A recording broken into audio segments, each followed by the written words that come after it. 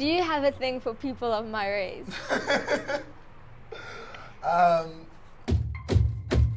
During apartheid South Africa, you could go to jail for dating somebody outside your race. But now, more than 25 years later, a whole generation, the born-free generation, have grown up together. And more of them are falling in love with each other.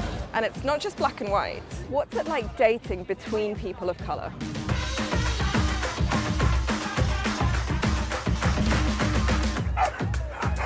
Apartheid was South Africa's government-sanctioned segregation based on race. Destroy white South Africa, and this country will drift into chaos and poverty. And officially ended in 1994, when Nelson Mandela became president. Everyone born after this year is part of the born-free generation. But dating amongst this group is a minefield in race relations. Being in South Africa now, it's a bit like a cappuccino nation. You have like your little sprinkle of integration on the top. And hang-ups from apartheid are real. You know, we were very racist, I'm going to be honest with you, because we come from old school, and that stigma is always there. So just how free are the born-free generation of South Africa?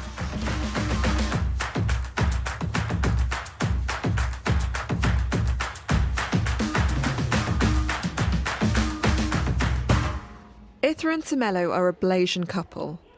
Tumelo is black and Ithra is of mixed Asian descent. The tiered levels of apartheid meant that mixed Asian, Indian and coloured people were often given preferences over black people, meaning that divisions weren't just black and white. Lots of people in interracial relationships with everyone. There's more non-interracial relationships than interracial relationships. And friends, I don't know about friends. In our friends, it's more interracial, but it's more an Indian person with a white person, not necessarily with a black person. There's no other Blasian relation. There's not a Blasian relationship. It's a shame. I've seen not in our class. Not in our class. But I In our have class seen is some 300 around here. people. So around med school, Within med school, and then within vets, I've one seen or some. two, but it's not common. It's not a common thing, but it does happen. So our parents are meeting for the first time on Saturday. My mom and stepdad and siblings and his mom and dad. I'm excited actually. Tumelo, I don't know if he's teasing me, but he says, oh, his mom's going to cook traditional food and there's going to be mopani worms, like live worms I'm going to eat. I'm excited, but I'm nervous at the same time because it can go one or two ways. Because our moms are both like, I think they're more or less the same person, and they're both like very loud. They must know me the way I am. Yeah. I mustn't pretend to be someone that I'm not. Yeah. They must take us as we are, and we're going to take them as they are. That's it. Ithra's family are from Cape Malay, a community of mixed Asian ethnicity that has been in South Africa for centuries. Ithra's mum Rihanna, who actively opposed apartheid, straddles the divide of someone who grew up in the system but raised her own daughters out of it. And when the reality hit home that, she's dating a black guy, and it's like really hard for me to even say it because it's not part of our conversation. Yes, it was like, okay, how will I deal with this as a mother? How will I deal with this in terms of my family and friends? And it's a lot of questions that I had, which I haven't really had the chance to process. But interracial relationships in South Africa have become more common among Ithra's generation. Data shows that there's been an increase in relationships between white and black and white and Asian people since apartheid ended, whilst Blasian marriages have only increased by 0.1%. So my previous boyfriend he was Croatian and German. And did you notice any difference in terms of how people reacted with you dating a white guy to dating a black guy? So his mom actually wasn't very accepting of me initially. So that was like kind of our biggest challenge. Unlike past experiences, Ithra having a black boyfriend has led to family tensions. So we have a family group, and then everyone... WhatsApp group? Yeah, a WhatsApp group, yeah. And then I came home from a night shift at the hospital, and I was really tired. And then I just saw everyone, like from my family, kind of just left the group. So I was like, something is happening. So then I phoned home, and then my sister's like, no, my gran found out that I'm dating a black guy. and apparently but she didn't ever address me about it. She phoned my aunt in Cape Town to tell her and asked what her opinion was, and she phoned my sister. Where she comes from, they're very much about the community, and like the community knows everything. So she's very concerned about what people think. We stopped speaking about 2 to 3 months ago, 2.5 months ago. Yeah. And there's been no contact? There's been no contact, no. When you were growing up, would it have been possible to date outside your race? No. No, that wouldn't happen. What would have happened if you brought home an Indian boyfriend? I don't know. I don't know, but what I know, that was not possible. Sure. I think I would be thrown out of the house. And I would be disowned completely. There's no ways that I could bring home a black boy. It was Indians, it was blacks, it was whites, and that's it. You are black, you marry a black guy, or a black woman, you are Indian, you marry the Indian boy or an Indian girl, and that's it. Tumelo introduced me to his friends. They're all part of the Born Free generation, also described as Mandela's generation of hope. In theory, these young adults are free to live wherever and love whoever they want. And I wanted to talk to them about what this meant in practice. Joburg's a very cosmopolitan place, and when you go to smaller places, there's a lot more each to their own. Would your parents be okay with you dating a black girl? They wouldn't love it, I think, but... They've said yes, but theory and practice is two different They things, always but said- I'd like to think so. like preferably stick to your culture kind of thing. Being in South Africa now, it's a bit like a cappuccino nation. So you have like your strong black society at the bottom, and then you have your white, and then you have like your little sprinkle of integration on the top. Okay, so a few people actually integrate, but a lot of the country is still very much divided. So even though we're born free and we're living in this new South Africa, we're still quite divided, and we still have a long way to go as a country. People have a hierarchy that was like built up in their head. They think, okay, great. Honestly, I feel people think white is better, then comes this, then comes that. And then in terms of everything except white, it's a bit mixed depending on who you are and what you think. So it's not necessarily white people saying we are better, but it's a lot things like black people saying we are not as good. Back home, Ithra and her sisters are worried that her mum's honesty about race may be misinterpreted. Yeah, I know you, Ithra. You were eavesdropping. Our Twitter, it's called Black Twitter, is hectic. It's hectic, you know, so... Things can have two different meanings, and you can take it like negatively or positively, and more often than not on social media, they see the negative aspect of it. Racism still exists, but it's so subtle. So because it's so subtle, there's so much sensitivity around it. So when it is spoken about, it's like, it's often more of an attack on that person than you just trying to give a general statement. I've never reared you guys to be racist, but the reality is, it's the first time that I'm stepping into a black family under the context of possible in-laws. You know, it just somehow it sits differently. So, but it goes back to what you were saying, that people are not ready to have the difficult conversations. It's just sensitive. Everything is so sensitive around the race issue because I lived in apartheid. Those divides were real. I remember being so angry with my parents and my grandparents for not doing something about it. How could we be part of such a cruel and unfair system, and you allowed it? Now, when you have that kind of purpose, it's, of course I'm going to have kids that I've raised that is free of that reality. But I'm also human, and I come from a certain community. So, you know, it does go deeper.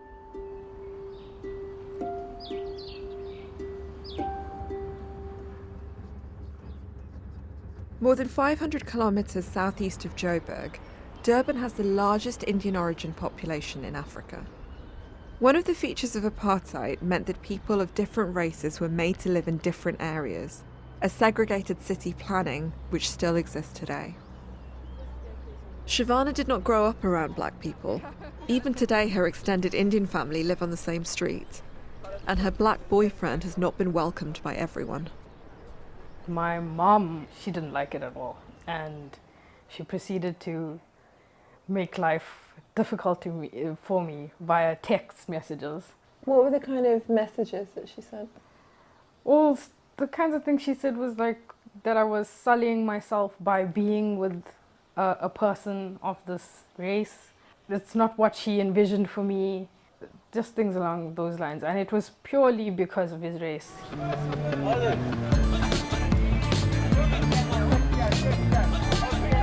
Durban's Chatsworth Market is a former Indian township, but today Asian origin and black storekeepers work side by side. Chicken buy, fish can buy, fresh chat. Have you ever dated a black woman? Not really. You think this community would accept it? Not many people. Have you ever dated an Indian girl? No. Why not? I like my nation. You like? My nation. We don't integrate, we don't form meaningful relationships, so there is this chasm between us. We don't fraternize, so therefore we get along, because neither of us are bothering each other. That's not getting along. We're doing a film about interracial relationship. Do you think it's okay to date outside your race? No, it's not right. It's not right at all. It's not right. We didn't expect the generation to generation will turn so much because we were living in a place which was a Calabar. We lived on one section, the whites are living there. Since this government took over and hit multiracial and New South Africa, this is what the abortion is all about. Mixing the own national people together like blacks, white, green, blue and all. This is what happened in the center because they knowledgeably, the blacks are doing more problems than the Indians.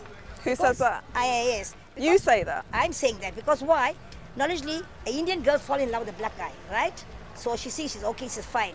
After a couple months, he's giving her blue eyes.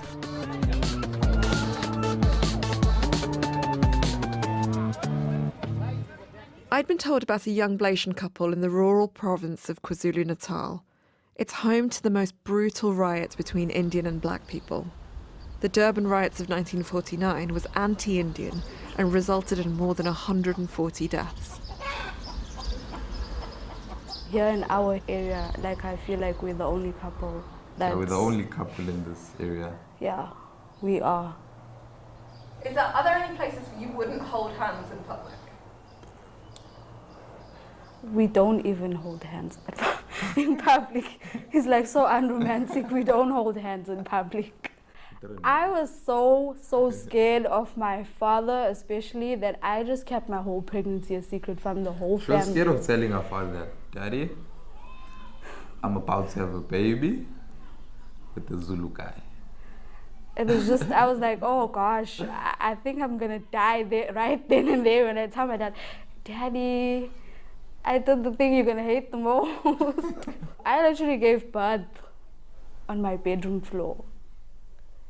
And my mother was just there like, oh my gosh, she's having a baby. I told my auntie, please tell my parents that I've got a baby now with the Indian girl. Then my auntie told my parents, hey, they phoned me. They're like, why you never told us? You see, they were like shouting at me. But then after 2 weeks' time, they were fine with that. They were like, so when can we see the baby? And there's the baby. And there's the baby.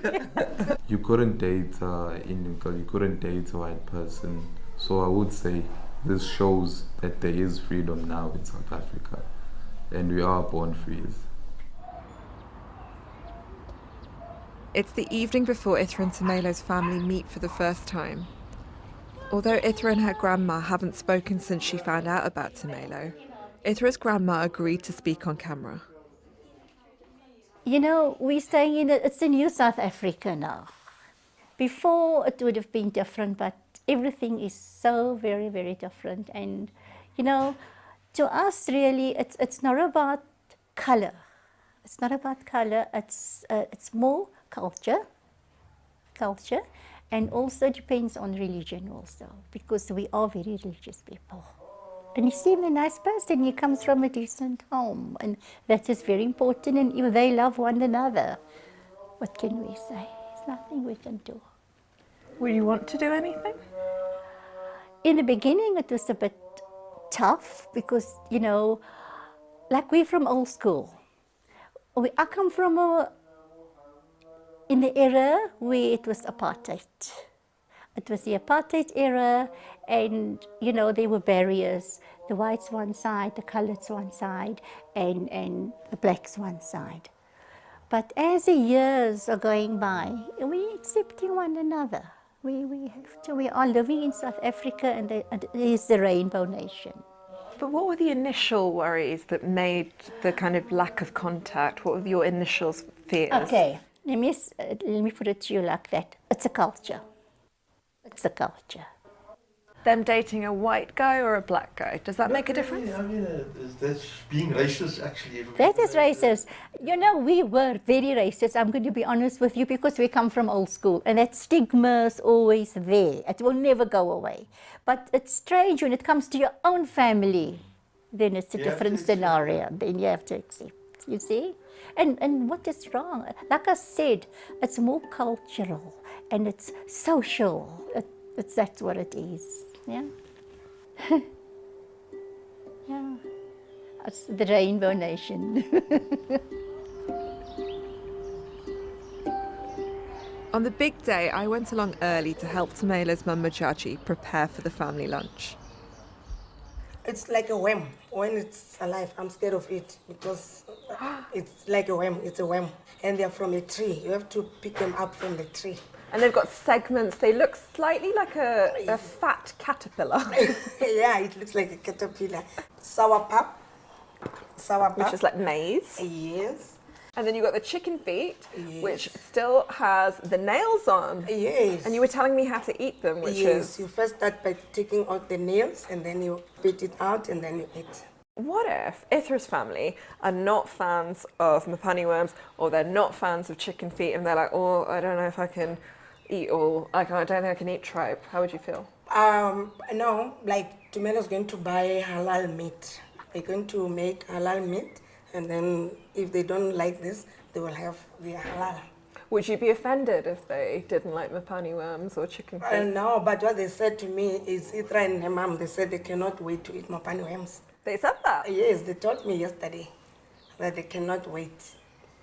So have you ever had other girls come over before? Here. With their family? No, never. And that's why this is such a big thing, like, is making me nervous, because it's like, this is an example of what it really means to integrate. Like, it's like, okay, cool, we're gonna come here, you're gonna come here and you're gonna see it, but you're gonna eat like our food. We're not gonna get pizza. Like, I'm not just accepting you as Ithra, and then like your culture, your religion, everything's like, I'm not gonna be a part of that, but I'll be a part of this. Like, you have to be a part of the whole thing, not just a part of like a little piece. So yeah. Do you think she's outside? I do think she's outside. I can see them actually. Hey, outside. Yeah, they're right there. I'm gonna go say hi. Yeah, okay, cool. Yeah.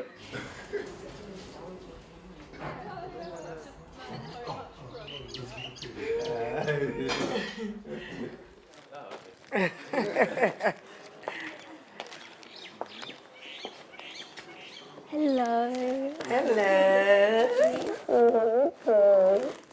Long time. Finally. My friend. I had to meet my friend. I'm Rihanna. I'm Mojaji. Mojaji. I'm good, and how are you? Nice Good, to thank meet you. you. Nice to meet you. Tumi's her favorite. Oh, I know.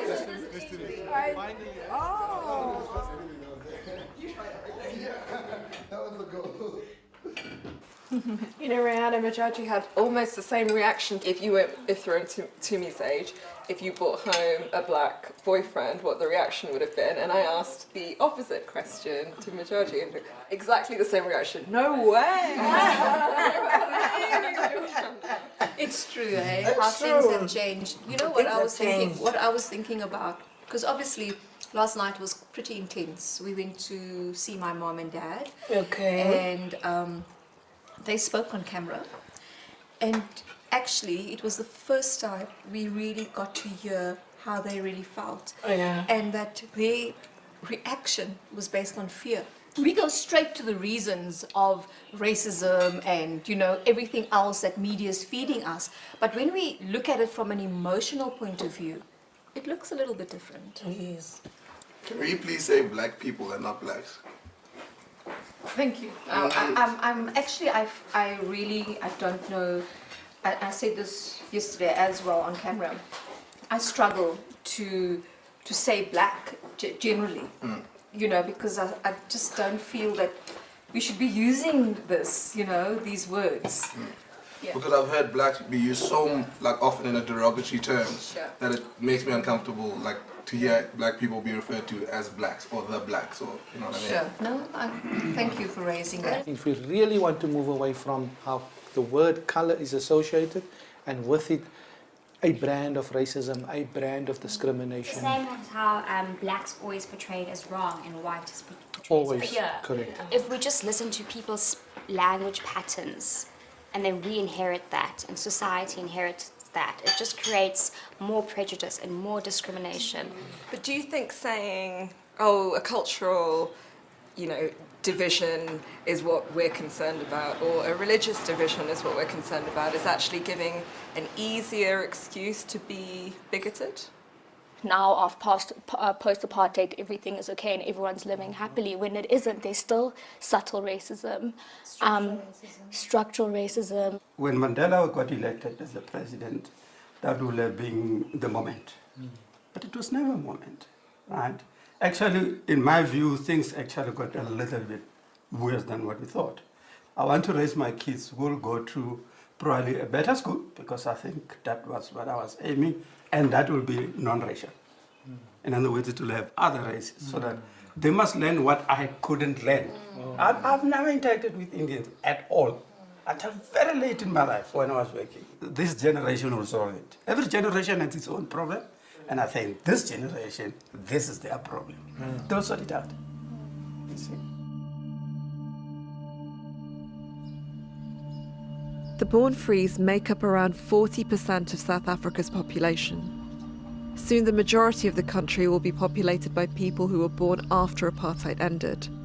But for now, a true rainbow nation seems at least a generation away. What would be your hopes for Chloe and her future?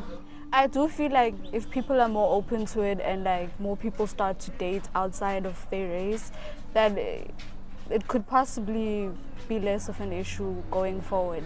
Because people would see Chloe as an example that two people love each other, they've created something so beautiful.